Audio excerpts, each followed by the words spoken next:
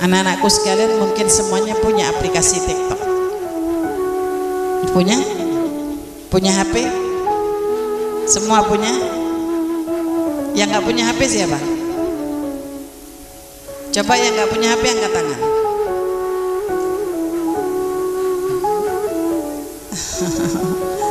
Berarti ini santri semuanya punya HP nak ya? Punya aplikasi TikTok nggak? Punya? Sering pakai untuk ngerekam diri sendiri nggak? Enggak ya? Punya aplikasinya saja gitu ya. Saya punya aplikasinya ibu. Anak-anakku sekalian saya punya aplikasinya. Sebab anak saya meminta saya pakai, supaya saya tahu bagaimana kehidupan perempuan-perempuan zaman sekarang. Dan ketika saya pakai, betapa kagetnya saya, betapa terkejutnya saya. Sebab ternyata penghuni paling banyak di TikTok itu adalah para perempuan. Dan tidak hanya sekedar penghuni terbanyaknya perempuan, bahkan mohon maaf yang berani berjoget-joget di depan kameranya TikTok itu perempuan-perempuan yang pakai abaya, perempuan-perempuan yang pakai cadar, perempuan-perempuan yang pakai kerudung. Di sini baru kita memahami betapa memang orang-orang Yahudi dan Nasrani ini hebatnya luar biasa, menggiring kita sedikit demi sedikit untuk menjauh daripada seorang perempuan yang bernama Sayyidatuna Fatimah. Sementara dikatakan begini, dikatakan nanti ketika Sayyidatuna Fatimah itu berjalan di atas titian Shiratal Mustaqim, Sayyidatuna Fatimah itu tidak sendirian. Akan banyak di belakang beliau, baik dari kalangan ahlul bait beliau maupun dari kalangan umatnya beliau, umat abah beliau, yakni umatnya Nabi Muhammad SAW. Kata ulama, nanti akan ada rombongannya Sayyidatuna Fatimah. Rombongan ini dikatakan rombongan bukan sembarangan rombongan, bukan sembarangan rombongan. Contoh sekarang begini, kalau kita ikut pergi safar sama orang alim, walaupun kita nggak alim, kita jadi alim atau tidak? Jadi alim ya, bareng rombongan sama rombongannya ustazah. Padahal kita bukan ustazah, padahal kita bukan orang pinter, kita cuman orang yang sekedar, ibarat bahasa kasarnya, cuman bawain tasnya ustazah. Kira-kira sama orang diduduin depan apa diduduin belakang? Duduin depan. Kenapa? Karena ikut rombongannya orang mulia. Maka nanti yang akan ikut daripada rombongan Sayyidatuna Fatimah adalah orang yang memiliki beberapa ciri. Ya, mudah-mudahan nanti kalau saya sebutin cirinya satu demi satu, ini semua ada pada diri kita. Kalaupun gak ada semua, mudah-mudahan setengah lah ada. Kalaupun gak ada setengah, mudah-mudahan ada seperempat. Kalau nggak ada seperempat, mudah-mudahan setelah ini on the way sedikit demi sedikit kita mampu niru. Siapa sih di antara para rombongan ini? Yang pertama dikatakan orang yang kedudukannya paling tinggi. Siapa mereka? Adalah yang pertama mereka yang punya watak sama kayak wataknya Sayyidatuna Fatimah. Yang pertama apa? Al-haya. Mereka para perempuan-perempuan yang punya sifat malu, dengan malu yang tinggi, maka dijamin merekalah yang ada berjalan masirah ya, berjalan di atas titian Shiratal Mustaqim ditemenin Sayyidatuna Fatimah. Punya malu dengan rasa malu yang tinggi. Artinya punya malu dengan rasa malu yang tinggi ini bagaimana? Ya tentu saja malu untuk melakukan maksiat, malu untuk menjauhkan diri daripada Allah, malu untuk menjauhkan diri daripada baginda Nabi Muhammad SAW. Malu karena Rasulullah mengatakan bagaimana?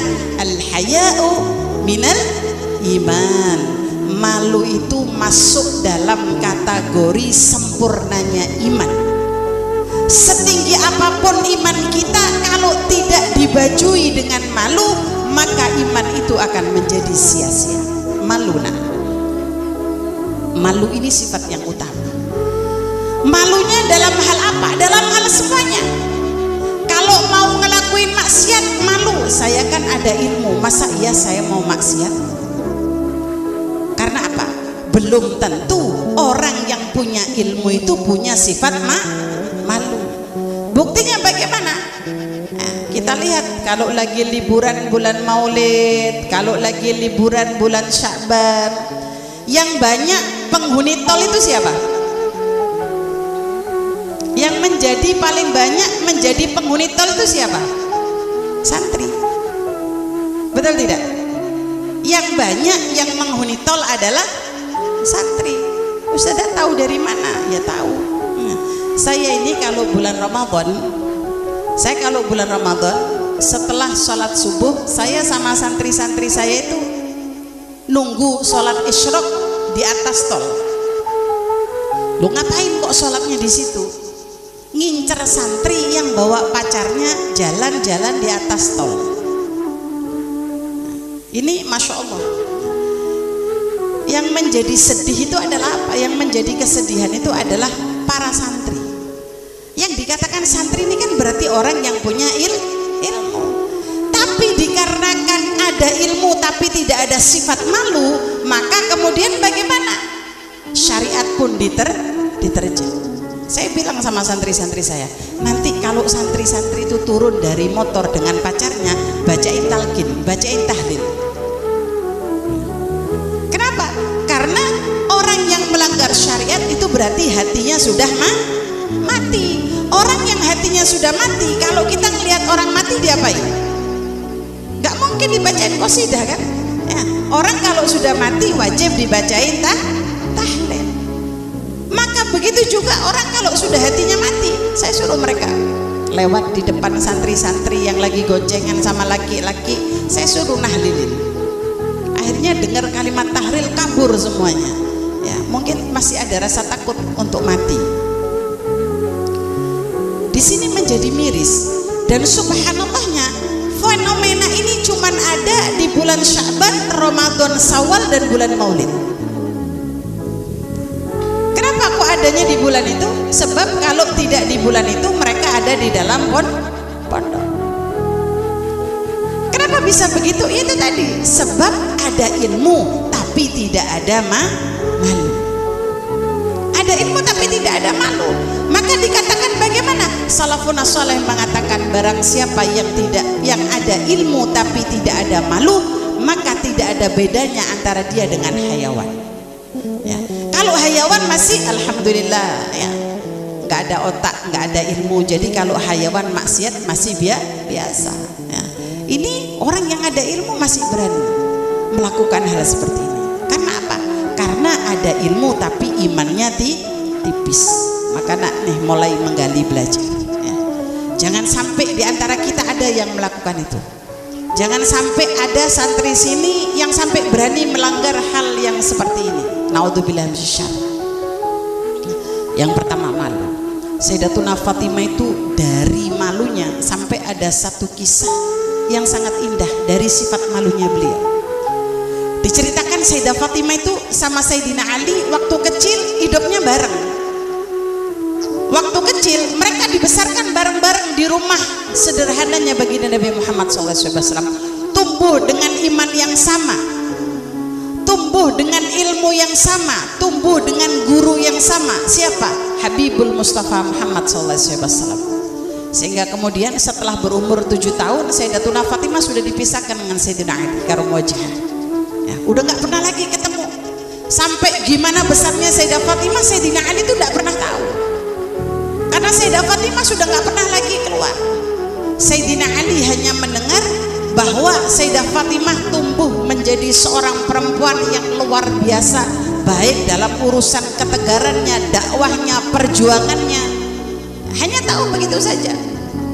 Sampai suatu hari ketika Rasulullah SAW sudah menceritakan tentang keutamaan 4 perempuan dan diantaranya ada anak beliau yang bernama Fatimahuz Zahra, itu berbondong-bondong para sahabat pengen melamar Sayyidatuna Fatimah. Termasuk diantaranya Sayyidina Abu Bakar, ya, Sayyidina Umar beserta dengan Sayyidina Abdurrahman ibn Auf, diantara laki-laki yang pernah melamar Sayyidatuna Fatimahuz Zahra. Semuanya ditolak sama Nabi. Kata Nabi Muhammad masih belum ada restu dari langit, artinya masih belum ada restu daripada Allah Subhanahu wa taala.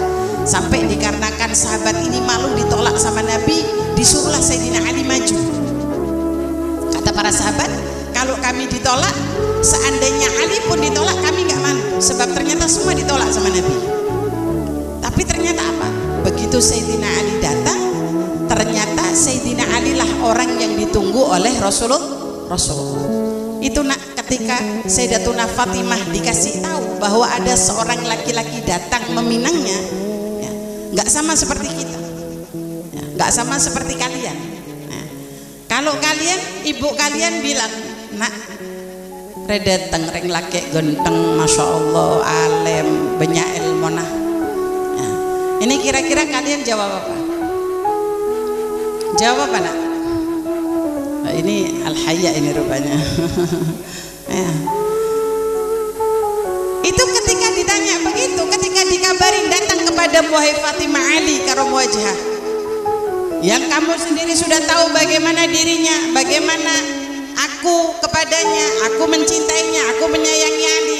Itu Sayyidah Fatimah diceritakan menundukkan kepalanya dengan menunduk yang sangat dalam sampai Rasulullah nggak bisa lihat wajahnya. Malunya luar biasa. Akan tetapi Rasulullah kemudian mengatakan apa? As-sukutu yadullu 'alan na'am. Diammu menandakan bahwa kamu mengiyakan lamaran ini. Kenapa Sayyidatuna Fatimah sampai begitu? Sebab rasa malunya yang luar biasa walaupun kepada orang tuanya sendiri. Nah, ini sekarang yang mulai jauh dari kehidupan kita masing-masing, ya. Artinya apa? Di sini kita mulai belajar. Ternyata menjadi Fatimah itu tidak mudah.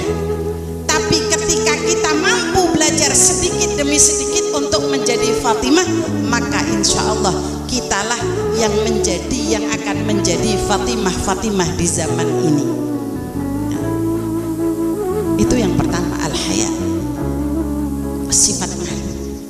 Yang kedua, orang yang akan masirah jalan di belakang Sayyidah Fatimah siapa? Yang kedua tentu saja orang yang punya watak, punya sifat sabar. Katanya Allah, as-sabrun jamil, sabar itu adalah sebuah keindahan. Sayyidah Fatimah itu dari sabarnya sampai ketika meninggal dunia, Sayyidina Ali itu pernah berkata dalam salah satu bait kalamnya, apa kata Sayyidina Ali? Aku menikahimu dan sampai ketika engkau sampai pada ajalmu, aku tidak pernah mendengarmu mengeluh atas miskinnya kehidupan kita. Sabar, ya.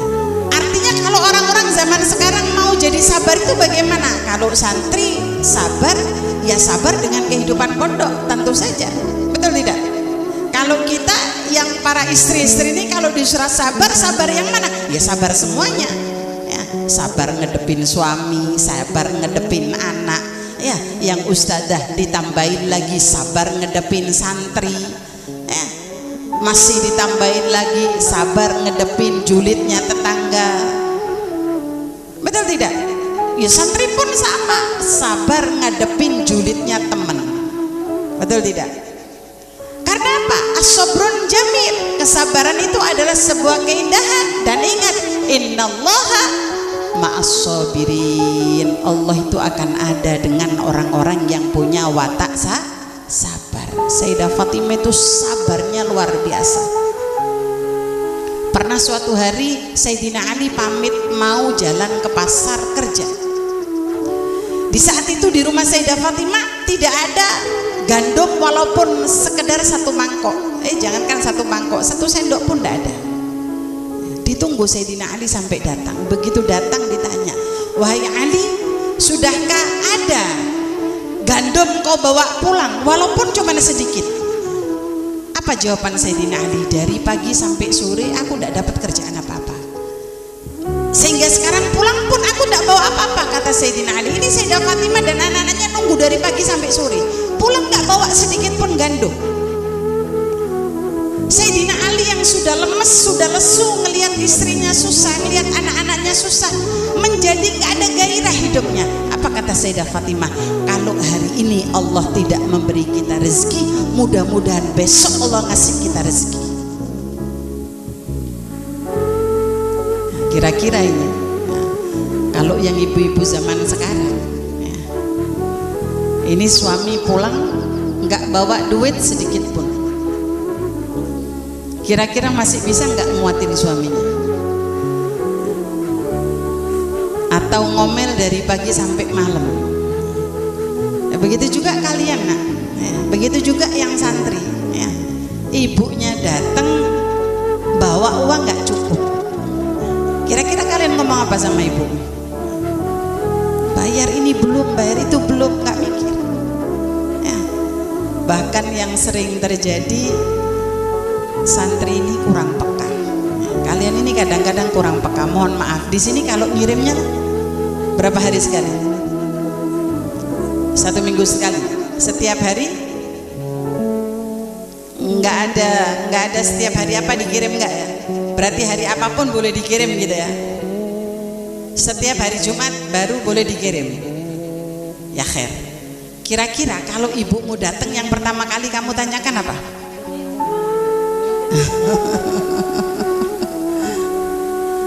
Enak ya. Biasanya kalau santri dikirim, orang tuanya datang, yang pertama kali ditanyain apa? Mak nyambi apa? Nyambi nasi. Cukup apa mak? Tak nyambi kakanan. Betul tidak? Betul tidak nak? Gitu yang ditanyain ya. Ada nggak dari kalian yang tanya, mak sehat? Ibu sehat? Hari ini ibu capek nggak? Udah datang ngirim saya tahu ibu udah kerja selama seminggu ini, hari ini ibu capek nggak? Kalaupun ternyata waktu salaman kok ya dilalah dilihat tangan ibunya agak anget, ada nggak yang tanya, ibu hari ini ibu sakit kah? Kalau ibu sakit, obat tadi waktu kesini udah diminum atau belum? Pernah nggak tanya gitu sama orang tuamu? Lupa kan? Kamu lupa tanya hal tersebut. Padahal nak, saya katakan begini ya, kadang-kadang kita ini lupa. Kadang-kadang kita ini lupa. Lupa apa? Lupa ibu kita capek, lupa ibu kita sakit, lupa ibu kita dalam keadaan luar biasa letihnya, dan kita lupa bahwa ibu kita tidak akan selalu sehat. Betul tidak? Kita lupa ibu kita tidak akan selalu sehat. Dan yang lebih parah lagi, kita lupa bahwa ibu kita tidak akan hidup selamanya. Betul tidak? Sayyidah Khadijah itu, Sayyidah Fatimah itu waktu ditinggal oleh ibunya, dia masih kecil. Ketika ibunya sakit, beliau sendiri yang merawat ibunya sampai meninggal dunia dengan jari jemarinya yang masih kecil. Bahkan Sayyidatuna Fatimah sendiri yang memintakan sorban kepada abahnya untuk setakat dipakai selimut oleh Sayyidatuna Fatimah, dan yang terakhir ternyata sorban itu dipakai sebagai kain kafan untuknya. Siapa yang ngurus kain kafannya? Anaknya. Dan anak-anak zaman sekarang, kita mungkin gak ngurus kain kafan ibu kita, tapi kita lupa di saat mereka masih hidup, kita lupa sekedar menanyakan tentang kesehatannya, kita lupa menanyakan tentang kebahagiaannya, kita lupa menanyakan tentang bagaimana keadaan dirinya, sementara kita juga lupa bahwa suatu hari nanti kita pun akan menggunakan mereka, menggantikan pakaian mereka dengan kain kafan. Ada masanya itu ada masanya nak ya. Jadi kalau kamu hari ini ibumu datang, kamu mengatakan ibu bawa apa, nasinya bagaimana, ikannya seperti apa, maka sungguh kamulah orang-orang yang sangat merugi. Kenapa? Karena akan ada hari, akan ada masa kamu tidak akan pernah lagi melihat senyum mesranya. Itu sudah pasti. Itu sudah pasti. Maka bersabar ya. Yang namanya menjalani dunia pondok ini memang gak enak. Gak ada ceritanya orang pondok itu enak. Kalau ada orang bilang pondok itu enak, bohong ya, di mana-mana orang pondok itu tidak enak. Saya di Salafiyah mulai masuk kelas persiapan ya, sampai kelas 3 aliyah, saya nggak makan 3 hari itu sudah biasa. Saya ini nggak makan 3 hari sudah biasa. Jadi kalau Rasulullah diceritakan tidak makan 3 hari, saya pun pernah merasakan apa yang Rasulullah rasakan. 3 hari hanya minum air tanpa ada sedikit pun masuk makanan. Kenapa bisa begitu sabar? Bukan begitu sabar, sebab tahu mungkin di saat itu orang tua saya tidak ada uang untuk sekedar mendatangi saya ke pondok, dan saya tidak pernah telepon kepada mereka. Walaupun di pondok disiapin untuk telepon kepada orang tua. Kenapa bisa begitu? Sebab yang saya pegang adalah innallaha ma'as sabirin. Orang yang sabar itu adalah mereka yang akan Allah muliakan, yang akan Allah angkat derajatnya setinggi-tingginya derajat. Sebab apa? Allah saja sudah berjanji innallaha ma'as sabirin. Kalau kita nggak mau nurut, nggak mau ngikut wataknya para salafun saleh, kepada siapa watak kita akan kembali? Tidak mungkin kita akan meniru wataknya kaum Yahudi dan kaum Nasrani. Itu yang kedua. Letakkan kesabaran dalam hal apapun. Hal sabar dalam urusannya yang sudah nikah, mungkin sabar urusan dengan tetangga, dengan suami, dengan anak. Ya, apalagi kita ini ibu-ibu yang zaman sekarang sudah nggak sama dengan ibu-ibu zaman dulu. Ya. Kalau ibu zaman dulu bisa sabar luar biasa. Ya, kenapa? Karena ibu zaman dulu masih nggak kumpul, nggak berteman dengan handphone. Tapi kalau ibu zaman sekarang ya sudah lain. Ya, ibunya main handphone, anaknya main handphone, sehingga kemudian bagaimana komunikasi antara anak dengan ibu sudah tidak ada. Sekarang saya tanya, kalau liburan yang paling dikangenin apa? Iya nak, liburan yang paling dikangenin apa? Second handphone. Buktinya sebelum libur bilang apa sama orang tua? Bu, liburan kurang 1 minggu, jangan lupa caskan HP saya, isikan kuotanya. Ngono iku ya ibu nurut aja. Masya Allah. Ya, ibunya nurut aja. Ya, kalau anak saya yang bilang begitu, nanti saya mau pulang HP saya caskan, jangan lupa isi kuotanya, saya ambil HP-nya, saya ambil palu, saya hancurkan. Mohon maaf, saya jangan difoto, jangan di video. Itu kalau saya. Ya. Kalau sampai saya dengar anak saya bilang begitu, nanti kuota saya nanti diisikan ya Bu. HP saya jangan lupa caskan. Ya. Bukan saya cas, ya. Saya ambil HP-nya, saya ambil palu. Ya. Tapi untungnya anak saya nggak berani bilang begitu sama saya. Maka ini adalah ujian bagi kalian. Ini adalah ujian. Dan kalau kamu berhasil melaksanakan, kamu berhasil menjauhi ini semuanya, insya Allah kamulah yang termasuk orang-orang yang manfaat. Sabar, sifat yang nomor 2. Kemudian yang ketiga, siapa sih orang-orang yang akan ikut kepada Sayyidatuna Fatimah? Adalah mereka yang berpakaian seperti pakaiannya Sayyidatuna Fatimah. Berarti Ustazah, orang-orang yang nanti bakal ikut dengan Sayyidah Fatimah hanya orang-orang yang setiap harinya pakai abaya hitam? Enggak. Ya, tidak. Ya. Bukan tergantung warna abayanya, tapi tergantung baju dan malu yang dijadikan satu. Paham ya? Antara pakaian dan malu dijadikan satu. Berapa banyak sekarang orang pakai kerudung? Tapi kata Nabi, bagaimana nanti di akhir zaman banyak orang-orang yang nutup aurat, tapi gak ada bedanya mereka dengan orang-orang yang telanjang. Artinya bagaimana itu? Pakai baju tapi lekuk-lekuk di dalam tubuhnya semua terlihat. Maknanya bagaimana? Kalau kamu mau masyhur dengan Sayyidatuna Fatimah, saya pengen pakai pakaiannya Sayyidatuna Fatimah, tapi kalau hitam kayaknya saya nggak bisa. Nggak apa-apa, nggak usah pakai baju hitam, pakai baju warna. Yang penting kamu pakai baju warna ada malu di situ. Jangan pakai baju warna kemudian mohon maaf semua lekuk di badan ini kelihatan. Ya. Kalau orangnya kurus masih mafi muskilah, yang saya khawatirkan orang yang gemuk. Ya. Itulah bahaya, semua bantalan ketok. Artinya bukan orang yang selalu memakai baju hitam. Ya, kadang-kadang orang ini menganggap orang yang bercadar itu berarti pasti masuk surga. Enggak. Ya. Karena hak surga dan neraka itu bukan ada pada manusia tapi ada pada Allah. Artinya bagaimana? Saya pengen Ustazah jalan nanti di belakangnya Sayyidah Fatimah, tapi saya hidupnya di kampung, saya hidupnya di desa, saya hidupnya nggak bisa. Kalau pakai hitam-hitam nanti orang mikirnya saya ini apa? Nggak apa-apa pakai baju warna. Yang penting kamu tiru pakaiannya Sayyidatuna Fatimah yang sekiranya lekuk daripada tubuhmu tidak tertampar. Kalaupun bisa pakai baju hitam, alhamdulillah ya. Kalaupun nggak bisa nggak apa-apa, yang penting tiru pakaian Fatimah, yang mana dikatakan pakaiannya Fatimah itu bagaimana?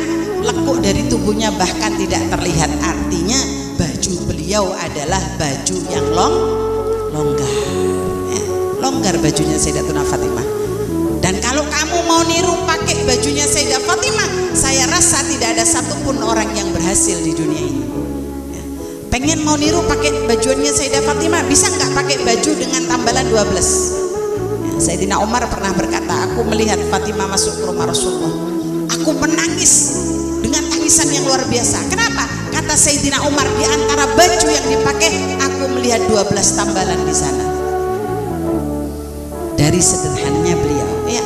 Kalau dilihat anak seorang nabi, penghulu surga, tapi bajunya penuh dengan tambalan, ini menunjukkan bahwa Sayyidatuna Fatimatus Zahra tidak pernah memikirkan urusan dunianya ya. Luar biasa. Kalau saya melihat orang-orang yang kayak Sayyidatuna Fatimah ini ya, saya pernah waktu saya di Tarim, saya pernah diajak jalan oleh beberapa hubabah. Yang pertama saya pernah diajak jalan oleh Hubabah Fatimah, anak Hubabah Nur yang pertama yang bukan dari Habib Umar. Saya pernah diajak jalan sama beliau ke satu rumah Hubabah tua, mau baca Hadroh Basaudan. Saya jalan di belakang beliau, saya melihat bajunya yang bawah sudah banyak yang sobek. Saya melihat bagaimana ada sebagian di tangannya baju yang sudah ditambal. Tapi ternyata pakaian tidak menunjukkan takwa dan imannya seseorang. Saya pernah diajak masuk ke dalam rumahnya, saya pernah diajak zikir, diajak baca sholawat, diajak baca Quran. Saya pun melihat ternyata pakaian ini tidak menunjukkan satu identitas manusia, karena identitas kita bukan pada pakaian kita, tapi pada iman dan Islamnya kita. Identitas kita bagaimana kita di hadapan Allah, bukan di hadapan manusia. Saya pernah diajak jalan sama Hubabah Nur. Waktu selesai acara di Darul Mustafa, saya sama Hubabah Nur diajak jalan masuk jalan sempit supaya tidak dikerubutin orang. Nah, di saat itu saya, anak saya Khadijah dengan siapa satu lagi saya lupa. Kami berempat waktu itu. Saya jalan di belakangnya Hubabah Nur. Hubabah Nur narik saya disuruh jalan di samping beliau. Saya jalan di samping beliau tapi saya mundur lagi. Kenapa saya mundur? Sebab saya pengen tahu baju beliau yang beliau pakai sehari-hari, abaya yang beliau pakai untuk zikir, untuk baca Quran, untuk taat kepada Allah, untuk mendekatkan diri beliau kepada Allah Subhanahu wa taala. Apa yang saya lihat? Abayanya adalah abaya yang sederhana dengan banyak sobek di bawahnya, dan beliau tidak memikirkan itu. Sepanjang jalan saya diajak zikir sama beliau sampai memasuki rumah beliau dari pintu samping.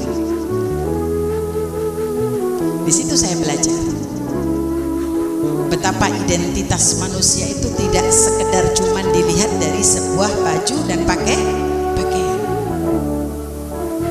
Saya juga pernah diajak jalan sama Hubabah Syarifah, sama seperti itu. Saya juga pernah diajak jalan sama Hubabah Maryam untuk ziarah yang baru saja meninggal dunia. Diajak oleh beliau, saya diajak ziarah. Saya pun yang saya lihat bukan apa-apanya anak-anakku sekalian. Yang saya lihat apa? Iman mereka, pakaian mereka, adab mereka, akhlak mereka yang luar biasa. Yang di situ baru saya paham betapa indah ketika kita mampu mengikuti jejak lampah kakinya Sayyidah Fatimah walaupun tidak 100%.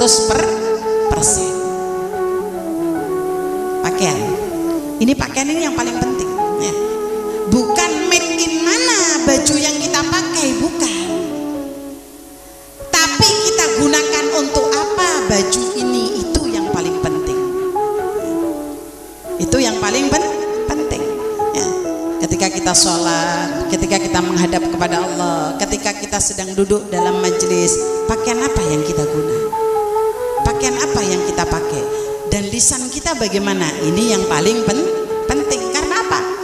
Ternyata setelah orang yang mampu mencontohi pakaiannya Sayyidatuna Fatimah, nanti yang akan masirah di belakangnya Sayyidatuna Fatimah, yang terakhir adalah siapa? Mereka yang mampu menjaga lisannya. Nah, Rasulullah berkata bagaimana? Salamatul insan fi hifdil lisan ya.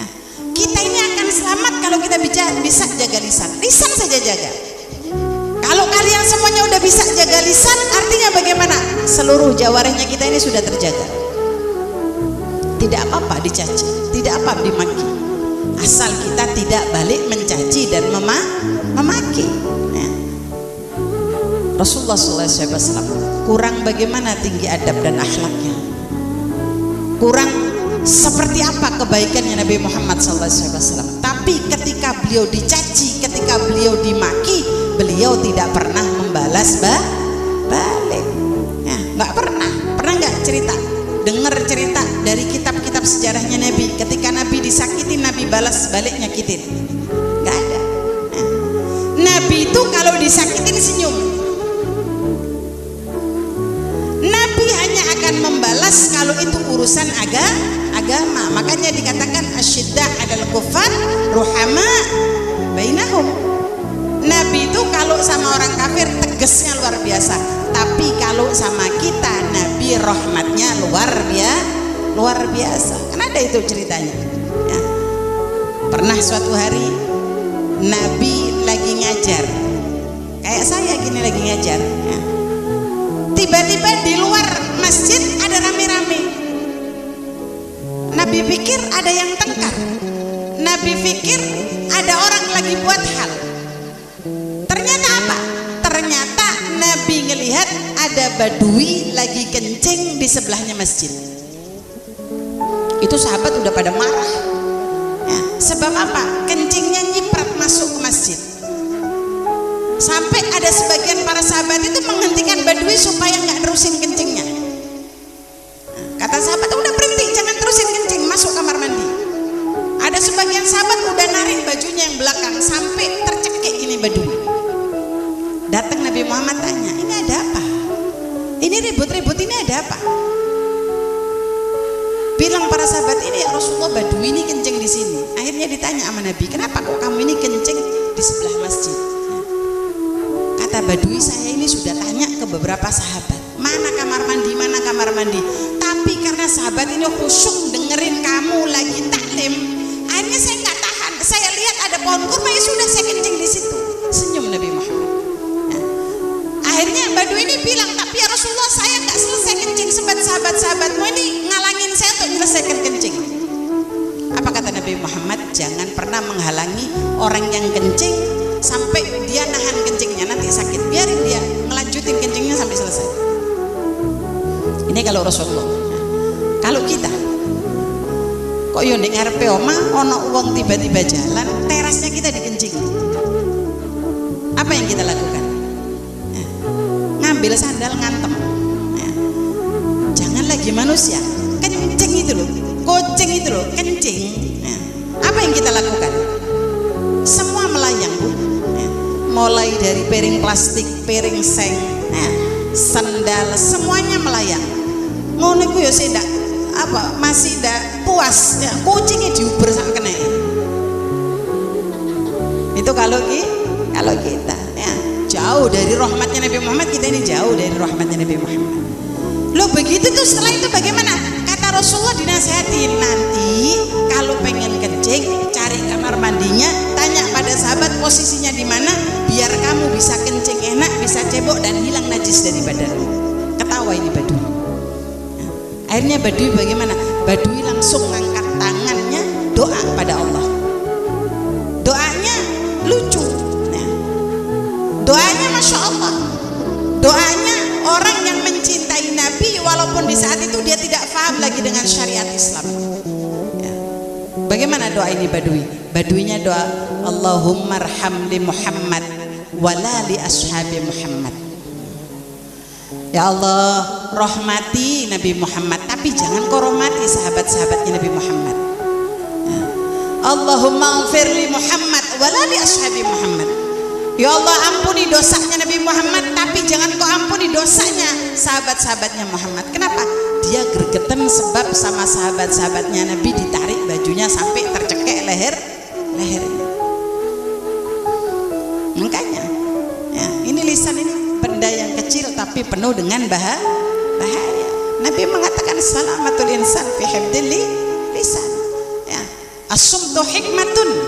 Kalau dalam kitab ya tentang hikmah itu ada dikatakan as-sumtu hikmatun. Diam itu mengandung ribuan hikmah. Ya, ada saat kita boleh bicara, ada saat diam itu lebih baik. Ya. Kalau lagi ada orang nyakitin kita, julitin kita, bahkan mungkin mencaci maki kita, senyumin aja, jangan disautin. Ya. Karena apa? Senyumnya kita bagi musuh itu adalah sebuah kematian yang mengenaskan.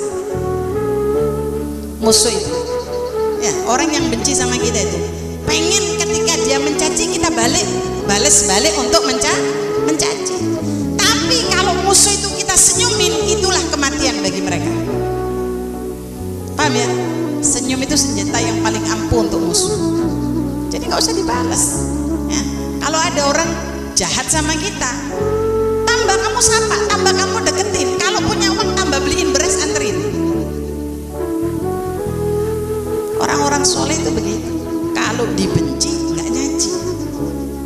Ya. Orang-orang soleh itu kalau dibenci senyum, kalau dibenci gembira, kalau dibenci seneng. Kenapa? Karena bagi orang soleh, ya, bagi orang soleh dipuji itu sudah biasa. Paham ya? Dipuji itu sudah biasa. Makanya ketika mereka dicaci, mereka merasa gembira. Artinya apa? Mereka merasa Allah nggak ninggalin mereka. Kalau kita lebih milih dipuji atau dimaki? Nah, kalau manusia ini siap dipuji tapi tidak siap dimaki. Kalau dipuji kepalanya sampai besar. Kalau dimaki wajahnya merah karena marah. Ya. Gak usah. Kalau kita dicaci, dimaki orang, senyumin aja. Ya. Karena apa? Senyum itu bagi mereka adalah senjata yang sangat tajam yang akan menusuk jantungnya sampai mati. Benar ini. Ya. Karena apa? Rasulullah itu tidak pernah membalas cacian dengan cacian yang sama. Ya. Kalau moto hidup saya begini, ketika kamu melempar saya dengan batu, akan saya lempar balik kamu dengan roti rasa keju. Paham ya? Gak apa-apa, silakan maki saya, silakan kamu marah pada saya, tapi saya akan tetap mengirimkan kamu roti yang rasanya keju. Kenapa Ustazah kok rotinya rasa keju? Sebab saya suka roti rasa keju. Paham lah ya? Jadi ketika kamu dijulitin sama temenmu, ketika kamu nggak usah laporan sama orang tuamu, ya, nggak usah laporan. Orang tuamu sudah cukup berat dengan beban hidupnya, jangan kau tambahi dengan beratnya beban hidupmu. Ya, telan saja.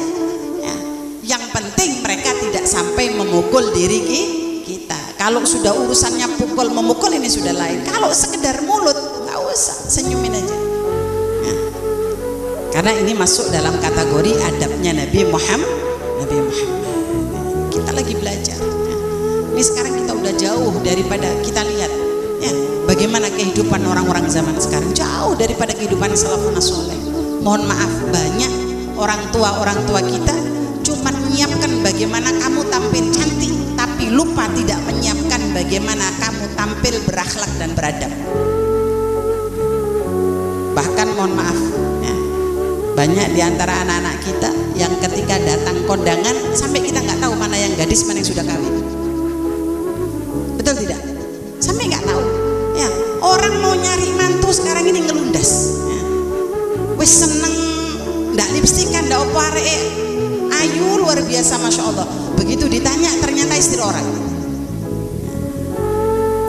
Malah yang belum jadi istri orang sudah pakai lipstik, pakai blush on, pakai segala macam.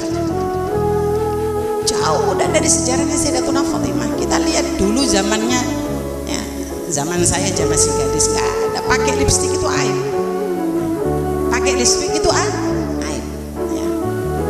Artinya apa? Ini bisa dipakai kalau kita sudah ada suami. Tapi sekarang enggak. Bahkan yang masih gadis lebih merah daripada yang sudah pakai suami. Yang sudah punya yang sudah punya suami masih merah anak yang masih gadis. Ya. Ini jauh daripada sejarahnya Sayyidatuna Fatimah. Maknanya apa? Kita ini bukan tergantung daripada seberapa tebal lipstik kita, ya. Tapi seberapa tinggi martabat dan akhlaknya kita. Ya. Perempuan yang baik itu yang bagaimana sih? Jawabannya, ya. Kalau ditanya perempuan yang baik itu bagaimana? Kalau Rasulullah SAW pernah tanya kepada Sayyidina Ali, wahai Ali, sebaik-baik perempuan itu siapa? Sayyidina Ali jawab yang begini. Enggak, kata Nabi Muhammad. Wes PR, cari jawaban, tanya sama Sayyidah Fatimah. Perempuan yang paling baik itu siapa Fatimah? Dijawab sama Sayyidah Fatimah, perempuan yang tidak pernah melihat laki-laki dan tidak pernah terlihat oleh laki-laki. Artinya berarti kalau saya nggak pakai cadar, yang perempuan yang mana yang paling baik? Perempuan yang paling baik kalau nggak pakai cadar adalah yang punya harga diri tinggi, itulah perempuan yang paling baik. Artinya bukan tergantung cadarnya bukan, tapi tergantung nilai moral yang kalian punya, maka itulah perempuan yang paling baik. Artinya perempuan yang paling baik itu yang bagaimana? Yang pertama, yang nggak pernah mau nerima chattingan laki-laki dan tidak mau dichatting oleh laki-laki, itu perempuan yang paling baik. Paham ya? Paham nak? Jadi kalau kamu masih chattingan sama laki-laki, mohon maaf, kamu cuman perempuan yang bawa aib bagi orang tuamu dan datuk-datuk. Mohon maaf ya, saya menyampaikan kulil haq walau kana murra. Perempuan yang baik itu kalau di chatting sama laki-laki langsung diblokir. Paham ya? Dan dia nggak mau chatting sama laki-laki walaupun dia nggak pakai cadar. Jadi bukan tergantung pada cadarnya. Dan kalau dia bertemu dengan laki-laki, dia tundukkan pandangannya supaya matanya tidak tertuju dengan matanya laki-laki. Itu perempuan yang paling baik. Paham ya? Artinya kalau santri yang paling baik adalah santri yang tinggi martabatnya. Karena mohon maaf ya, orang banyak berkata begini, pelacur itu perempuan murahan. Ya pada? Bagi saya salah. Nggak ada cerita pelacur itu perempuan murahan, itu enggak, salah. Kalau ada orang bilang pelacur itu perempuan murahan, salah. Kenapa? Ada harga.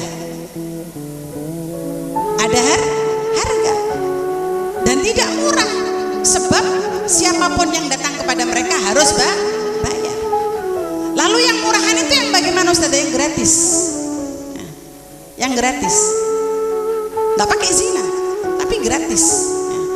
Nggak harus zina, bahkan di dunia maya pun gratis. Perempuan yang bagaimana? Ya perempuan zaman sekarang ini yang tidak bisa menjaga martabat dirinya, di chatting sama laki-laki langsung dijawab. Ada laki-laki bilang assalamualaikum, langsung waalaikumsalam. Ngelihat profilnya, rupanya santri laki yang ada di sebelah.